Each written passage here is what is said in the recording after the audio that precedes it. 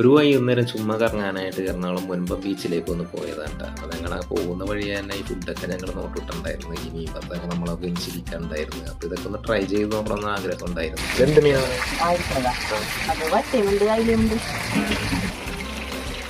മീൻ പറഞ്ഞതിന് എത്ര വരണം? കൂന്തല ബോട്ടി എത്രയാണ്? 60.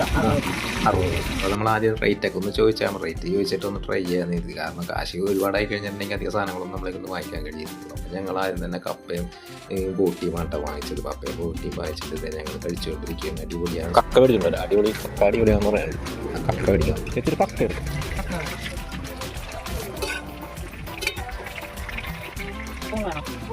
അപ്പോൾ നമ്മൾ ഈ കടപ്പുറത്തേക്ക് വന്നിട്ടുണ്ടെങ്കിൽ ഈ ഫുഡൊക്കെ ഒന്ന് ട്രൈ ചെയ്ത് നോക്കാം കേട്ടോ. നല്ല വലിയ കക്കറച്ചിയാണ്, അടിപൊളിയാണ്, നല്ല ടേസ്റ്റാണ്. അപ്പോൾ ഞങ്ങൾ അതൊക്കെ കഴിച്ചതിന് ശേഷം ഒന്ന് കടപ്പുറത്തേക്ക് ഇറങ്ങി വന്നപ്പോൾ ഇത് കണ്ട പോകുന്ന വഴി തന്നെ സന്ധ്യക്ക് എന്താ തിരക്ക് ചേച്ചിയുടെ കടയിൽ.